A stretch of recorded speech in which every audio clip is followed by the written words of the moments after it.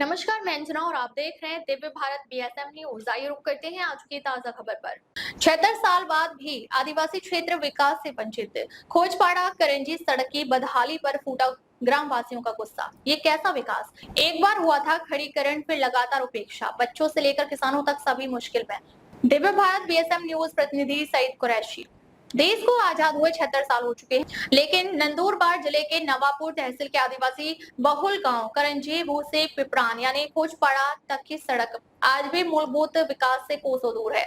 एकमात्र खड़ीकरण वर्षों पहले स्वर्गीय जानसेट के समय हुआ था। उसके बाद ना तो किसी सरकार ने ना किसी जनप्रतिनिधि ने इस सड़क की कुछ सुध ली। सड़क के हालात बदतर, बच्चों की पढ़ाई और किसानों का काम दोनों प्रभावित।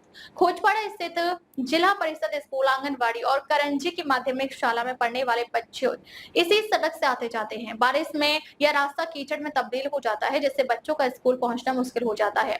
कई बार स्कूलों को बंद तक करना पड़ता है। वहीं रास्ते के किनारे रहने वाले परिवारों को आपातकालीन स्थिति में मरीजों को अस्पताल ले जाने भी नामुमकिन हो जाता है। ग्रामवासी बोले, सड़क नहीं तो जीवन भी नहीं। स्थानीय ने बताया, अगर कोई गंभीर मरीज हो गया तो हालात धड़गांव जैसे बन सकते हैं। शेतकरी यानी किसान वर्ग भी इस बदहाल सड़क से तंग आ चुका है। खेतों का माल लाने जाने के दौरान ट्रैक्टर, बैलगाड़ी और दोपहिया वाहन फिसलते हैं, जिससे जान माल दोनों को नुकसान होता है। प्रशासन का ढकल ढकली रवैया, जिम्मेदारी कोई नहीं लेता। इस सड़क के विषय में कई बार माननीय विधायक, सांसद, तहसीलदार, बांध काम विभाग और ग्राम पंचायत से शिकायत की गई, लेकिन इस सभी ने जिम्मेदारी एक दूसरे पर टाल दी। ग्राम पंचायत का कहना है कि यह रास्ता जिला परिषद के अधीन आता है, वहीं जिला परिषद इस पर कोई प्रतिक्रिया नहीं देती। ग्रामस्थों की चेतावनी, जल्द कार्रवाई नहीं हुई तो आंदोलन तय। स्थानीय नागरिकों ने प्रशासन से मांग की है कि तुरंत इस सड़क की जांच कर मरम्मत का कार्य शुरू किया जाए, अन्यथा लोकतांत्रिक तरीके से आंदोलन छेड़ा जाएगा, जिसकी पूरी जिम्मेदारी शासन और प्रशासन की होगी। 76 सालों के बाद भी यही हाल तो विकास किसका? ग्रामस्थों ने सवाल उठाया। जब आज भी बच्चों को कीचड़ से होकर स्कूल जाना पड़ता है, मरीजों को अस्पताल नहीं ले जाया जा सकता, किसानों का माल रास्ते में खराब होता है, तो यह कैसा विकास है? शासन और प्रशासन को चेतावनी दी गई है कि यदि त्वरित कार्रवाई नहीं हुई तो आदिवासी जनता सड़कों पर उतरकर आवाज उठाएगी। दिव्य भारत बीएसएम न्यूज प्रतिनिधि सईद कुरैशी, मुख्य संपादक डॉक्टर भागवत महाले। आम्ही ज्या ठिकाणी उभो आहे हे ग्रुप ग्रामपंचायत करंजी बुद्रुक अंतर्गत खोचापाडा या खोचापाडामध्ये गेल्या भारताला स्वातंत्र्य मिळून 76 वर्ष झाले। या 76 वर्षात या खोचापाड्यातील लोकांना साधा रस्ता सुद्धा नाही। तुम्ही बघतायत, पूर्ण मी हे रेकॉर्डिंग केलं आहे, पायी चालणं मुश्किल झालेलं आहे। एक जसं सातपुड्यामध्ये जी परिस्थिती आहे ती परिस्थिती या नवापूर तालुक्यात करंजी सारख्या गावात जर होत असेल तर इथले जिल्हा परिषद सदस्य, पंचायत समिती सदस्य आणि ग्रामपंचायत आणि आमदार आणि टॉप 10 खासदार आणि संसदरत्न खासदार हे काय करतायत? आदिवासींच्या विकासासाठी इतका कोट्यवधी रुपये येतो तो जातो कुठे?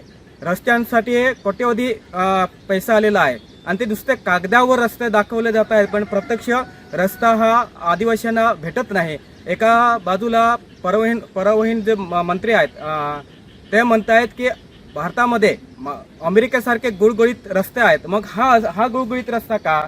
सबका साथ सबका विकास कोणाचा? असे देण कुणाचे? आणि आता बीजेपी सरकार म्हणते की अमृतकाल चालू आहे, मग तो अमृतकाल कुठे गेला? या आदिवासींचा अमृतकाल नाही का?